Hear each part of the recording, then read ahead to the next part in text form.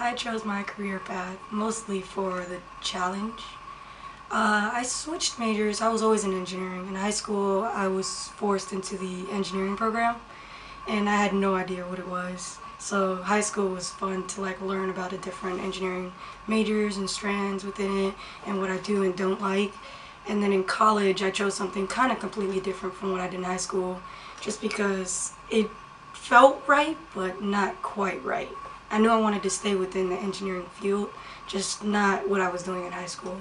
So in college, I started off with electrical engineering, and it was fun, but it was kind of too easy because it was more mathematics than actual problem solving, at least the classes I took.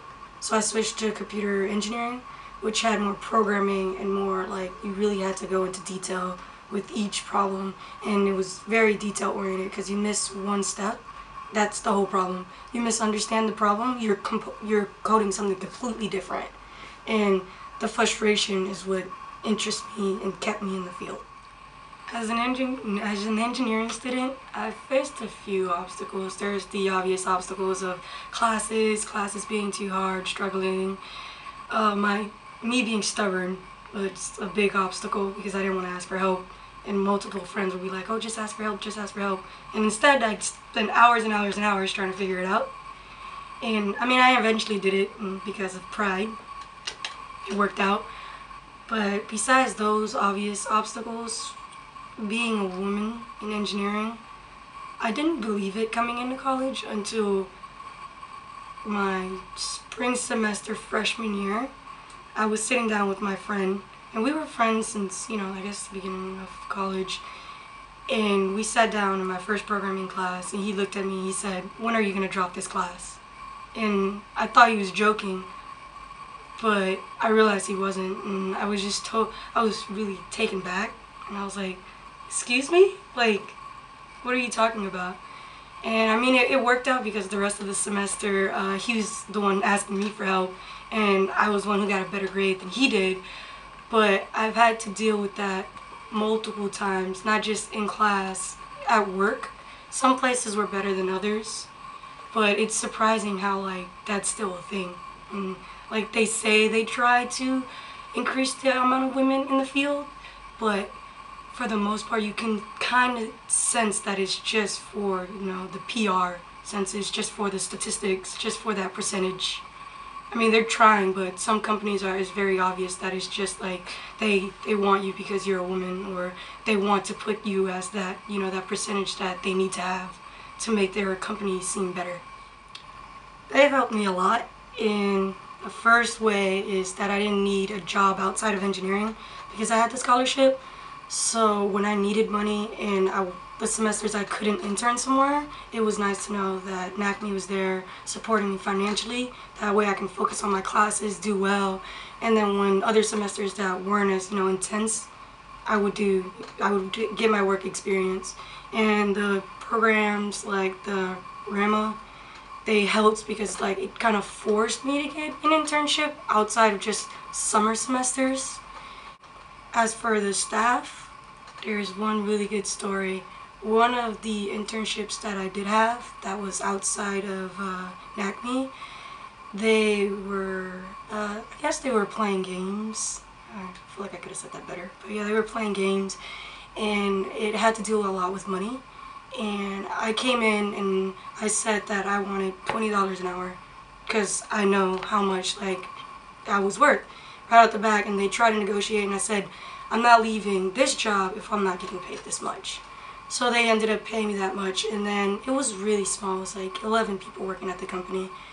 And then I kind of was hearing around that people weren't making that much. People were making 12 to 15, and I guess the CEO, because it was a small company, and my boss was getting kind of upset, and they wanted to cut my salary, but I told them no, no, because I do a lot, and I just came into here, but my programming abilities are high, and I can tell by the way I work, you give me all the difficult work, as well as when someone else is having a problem.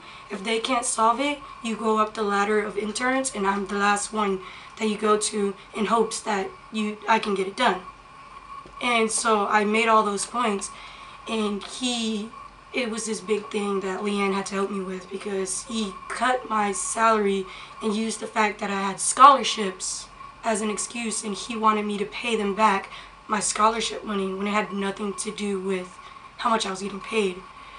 And he emailed Leanne, oh no, we're doing cutbacks and we need to cut salaries. And they sat me down saying, no, you got to pay us that money back because we don't think that you should have got scholarship money and paid what you were getting paid.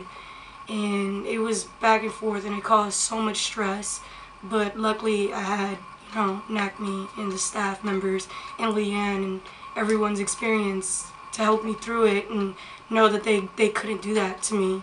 So, I mean, it kind of worked out in the sense that I didn't just, fold and say, okay, yeah, you can do that to me. But at the same time, it's like, if I didn't have them, I don't know, I probably would have had to work twice as hard for something that was not my fault, just because, stuff happens. Academic, I plan on going to grad school, just don't know when. Professional, I got a job in Connecticut, so I'll be moving there February 16th. And personal plans, I mean, since I have till February 14th, I'm going to Nicaragua with my best friend and just going to have fun and relax, because once you start working, you start working. The best advice I can give someone pursuing an engineering, field would be, it's never too early to get experience. When I first started, I didn't start my first internship till my junior year. And then when I was a junior and I was mentoring a bunch of other girls in computer engineering and computer science, because I was mentoring them, I started researching all these things, and I found out there's a lot of companies that do freshman, sophomore internships, and they help you get experience regardless of how much you already have. They see the potential in you, and the way they interview, it helps you land that internship. And starting so early helps for not being so stressed and making up for all that experience towards the end when your classes get harder and you actually need to find a full-time job. Diversity and inclusion means not feeling alone, knowing there's people out there that have not gone through exactly what you've gone through, but have gone through something similar in order to help you.